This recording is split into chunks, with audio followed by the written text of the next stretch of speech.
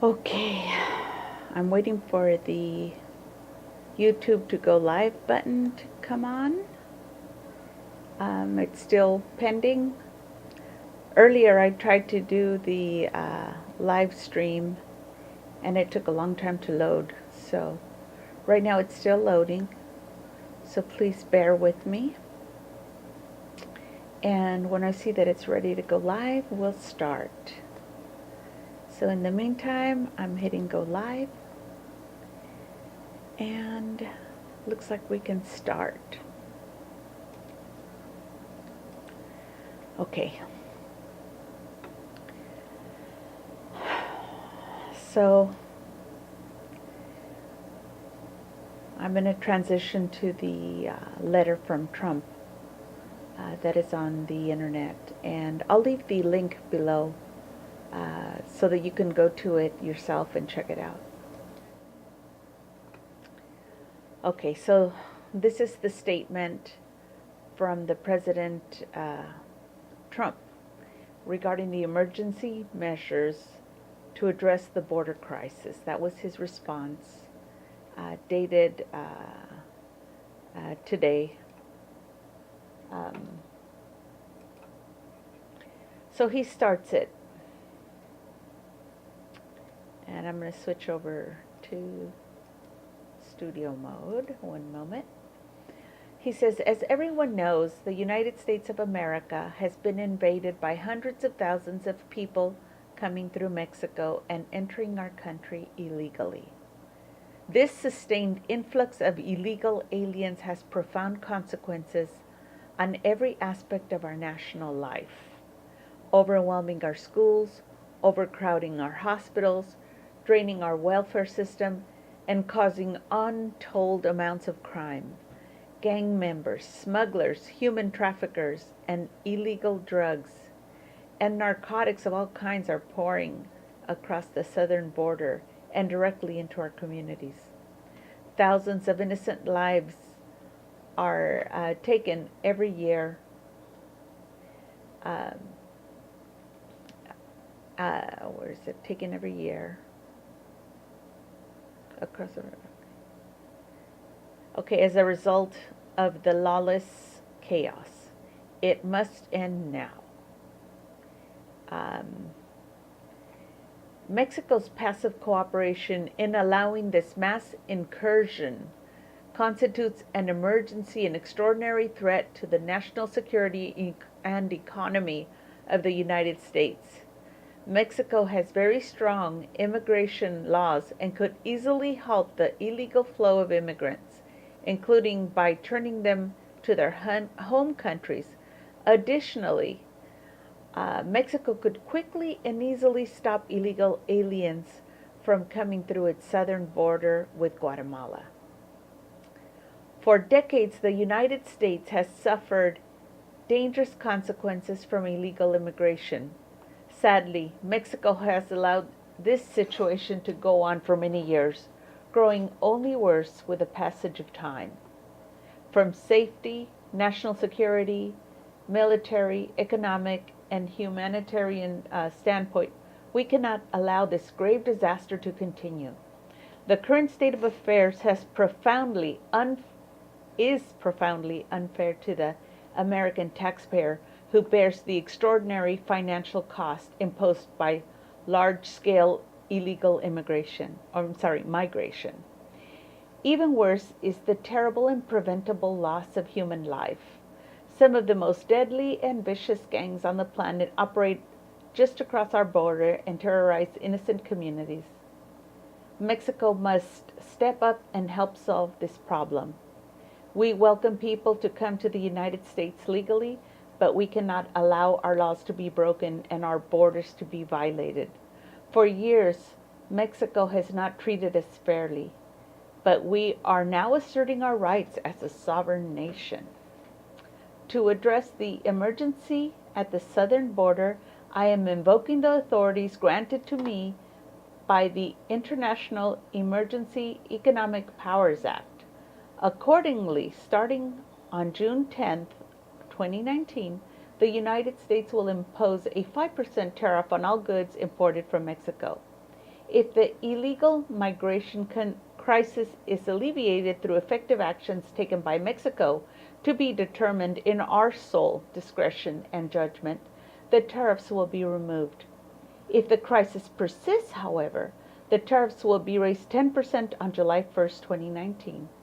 Similarly, if Mexico still has not taken corrective action to dramatically reduce or eliminate the number of illegal aliens crossing its territory into the United States, tariffs will be increased 15% by August 1st, 2019, to 20% in September 2019, and then to 25% on October 1st, 2019. Tariffs will permanently remain at 25% level until Mexico subsequently or substantially stops the illegal inflow of aliens coming across through its territory. Workers who come to our country through the legal admissions process, including those working on farms, ranches, and in other businesses, will be allowed easy passage. If Mexico fails to act, tariffs will remain at the high level, and companies located in Mexico may start moving back to the United States to make their products and goods. Companies that relocate to the United States will not pay the tariffs or be affected in any way. Over the years, Mexico has made massive amounts of money in its dealings with the United States, and this includes the tremendous number of jobs leaving our country. Should Mexico choose not to cooperate on reducing unlawful migration, the sustained imposition of tariffs will produce a massive return of jobs back to American cities and towns. Remember, our great country has been the piggy bank from which everybody wants only to take. The difference is that now we are firmly and forcefully standing up for American interests. We have confidence that Mexico can and will act swiftly to help the United States stop this long-term, dangerous, and deeply unfair problem. The United States has been very good to Mexico for many years. We are now asking that Mexico immediately do its fair share to stop the use of its territory as a conduit for illegal immigration into our country. The cartels and coyotes are having a greater and greater impact on the Mexican side of our southern border. This is a dire threat that must be decisively eliminated. Billions of dollars are made and countless lives are ruined by these ruthless and merciless criminal organizations. Mexico must bring law and order to its side of the border. Democrats in Congress are fully aware of this horrible situation and yet refuse to help in any way, shape, or form. This is a total dereliction of duty. The migrant crisis is a calamity that must now be solved and can easily be solved in Congress. Our broken asylum laws, court system, catch and release, visa lottery, chain migration, and many other loopholes can all be promptly corrected. When that happens, the measures being announced today can be more readily reduced or removed. The United States is a great country that can no longer be exploited due to its foolish and irresponsible immigration laws. For the sake of our people and for the sake of our future, these horrendous laws must be changed now. At the same time, Mexico cannot allow hundreds of thousands of people to pour over its land and into our country, violating the sovereign territory of the United States. If Mexico does not take decisive measures, it will come at a significant price. We therefore look forward to and appreciate the swift and effective actions that we hope Mexico will immediately install. As the President of the United States, my highest duty is the defense of the country and its citizens. A nation without borders is not a nation at all. I will not stand by and allow our sovereignty to be eroded, or our laws to be trampled, or our borders to be disrespected anymore. Oh, wow. Very interesting. So, now, it is kind of around the time of election. And let me change the logo one moment. I gotta change the color here. I'm gonna select a different color. Let's make it white so it stands out. Okay. Oh, it didn't change much. Anyway, there it is.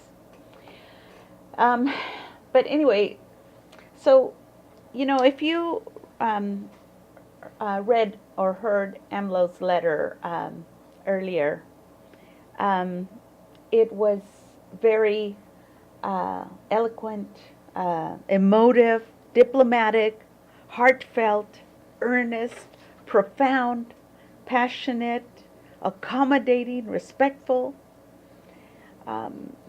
It has to come to a peaceful solution, whereas Trump's letter was provocative, and it seems like really what's he's trying to pick a fight, and AMLO said we're not going to fight, but I do want you to know that there's something going on that's at the heart of all this, and there's an election coming up pretty soon, and also there's something that Trump wants to distract everybody's attention from, and that's the Mueller report. This report lists and details all the illegal acts done during the campaign and election and the subsequent investigation. It details all the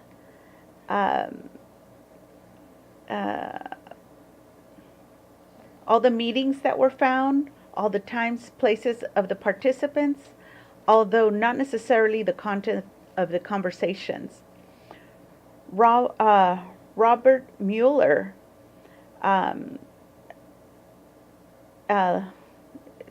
explains or has constraints and logistics that will not allow him to indict a sitting president or the legal department. So he could not legally accuse the president. He collected the evidence that he planned to refer to the Congress, and because they're assigned to the oversight, and they're under the president is under the purview of is not under the purview of the Justice Department. All he could do was turn over the evidence and testimony from to Congress, and they're the ones that have to decide. And so first they have to hear the evidence, decide on the articles of impeachment. Then they would decide if he is to be impeached. And so there's a lot. And then, if there somehow, because there's so many Republicans in Congress, then somehow he were able to win that case, then he could turn around and use that in his election that's coming up. So there's so many questions regarding that whole situation, and he's trying to make it seem on his tweets that he's been cleared, but he has not been cleared. It's been turned over, and everything's still pending, and he wants to distract, and so he's trying to pick a fight with Mexico. But I'd be curious to see what AMLO does in response to this, because he's not the type that will fight a stupid, bully situation. He always takes the high moral road, and hopefully people can see that clearly and will make their own assessments of the situation. Anyway, that's my take on this. And I thought I did want to share with you what his letter was in response to what AMLO wrote, which I figured, well, I never put it past him to do something crazy like this, but I thought perhaps it was possible that he had a heart, or that he would be moved in some way, or care about people, or care about somebody other than the rich people anyway. But no, he's true to his nature, and he hates Mexicans and poor people, and I think Latins in general for the most part. Anyway, I'm going to go ahead and stop streaming, and let's see what happens of this.